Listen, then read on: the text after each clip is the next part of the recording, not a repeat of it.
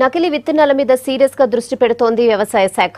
నకిలీ విత్తనాలు అమ్మే వారి మీద కఠిన చర్యలు తీసుకుంటోంది. అటు సర్కార్ సబ్సిడీతో ఇస్తున్న విత్తనాలు కూడా నాణ్యత లేవని గుర్తించింది. దీంతో సబ్సిడీ విత్తనాల టెండర్లను రద్దు చేయాలని భావిస్తోంది. ప్రభుత్వమే నేరుగా సబ్సిడీ విత్తనాలు అందించాలని చూస్తోంది.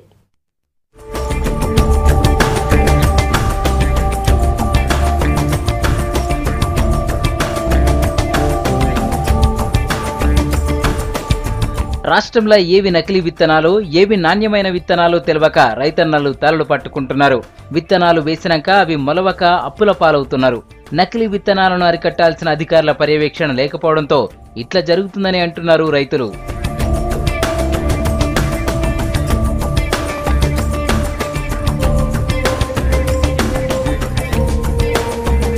ఇప్పటిదాకా సర్కార్ అందించే సబ్సిడీ విత్తనాలను ప్రభుత్వ విత్తన సంస్థల నుంచి కాకుండా ప్రైవేట్ కంపెనీల నుంచి టెండర్లతోని కొనుగోలు చేసేది.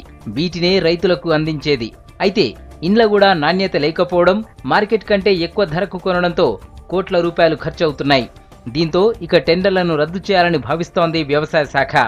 ఇతర రాష్ట్రాల నుంచి తెప్పించే విత్తనాలను ప్రభుత్వమే కొనుగోలు చేసేందుకు కసరత్తులు చేస్తోంది. రాష్ట్ర విత్తనాభివృద్ధి సంస్థ నుంచి కూడా ఇచ్చినటువంటి విత్తనాల్లో ఎక్కడ కూడా మనకి కల్తీ విత్తనాలు ఉన్నట్టుగా లేదు. విత్తనాలు కొన్ని కల్తీ విత్తనాలపైన పెద్ద ఎత్తున రాష్ట్ర ప్రభుత్వం పోలీస్ శాఖ యొక్క సహాయ సహకారంతో పెద్ద ఎత్తున కల్తీ వ్యాపారులపై కల్తీ విత్తనాలపైన పెద్ద ఎత్తున చర్య తీసుకోవడం జరిగింది. విత్తనాభివృద్ధి సంస్థ నుంచి వచ్చినటువంటి విత్తనాల్లో ఎక్కడ కూడా ఇప్పటివరకు ఎలాంటి కల్తీ ఉన్నట్టుగా మాకు ఏ రైతు నుంచి కూడా ఎక్కడి నుంచి కూడా సమాచారం రాలేదు.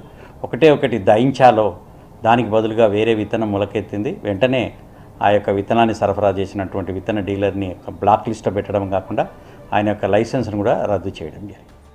మన రాష్ట్రంతో పాటు ఇతర రాష్ట్రాల్లోనూ విత్తనాభివృద్ధి సంస్థలు ఉన్నాయి.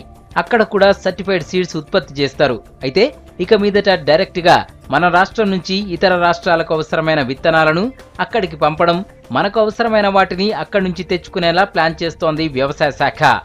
రాష్ట్రాలలో కూడా విత్తనాభివృద్ధి సంస్థ పెద్ద ఎత్తున విత్తనాలను డెవలప్ చేస్తుంది. మనలాగానే మన రాష్ట్రం నుంచి ఇతర రాష్ట్రాలకు కొన్ని విత్తనాలు వాళ్ళ దగ్గర బాగున్న సర్టిఫైడ్ సీడ్స్ మనం తీసుకొని టెండర్స్కి పోకుండా వివిధ రాష్ట్రాల్లో రాష్ట్ర ప్రభుత్వము, వ్యవసాయ శాఖ, వ్యవసాయ విశ్వవిద్యాలయాలు యొక్క సమన్వయంతో చేస్తున్నటువంటి విత్తనాలను కొన్నట్టయితే ఈ కల్తీ నిరోధమే కాకుండా మంచి సీడ్స్ను మనం ఇచ్చి, ఈ సీడ్స్ కంపెనీస్ ఏవైతే రింగ్ అయ్యి రేట్స్ ఎక్కువ పెడుతున్నాయో అట్లాంటప్పుడు వేరే రాష్ట్రాల నుంచి మనం విత్తనం కొని మన రైతులకు ఇచ్చినట్లయితే అట్లా ఆ రకంగా మనం ఆ రేటు యొక్క విత్తనం యొక్క రేటును కూడా తగ్గించి క్వాలిటీ కాకుండా క్వాంటిటీ కూడా ఇవ్వడానికి అవకాశం.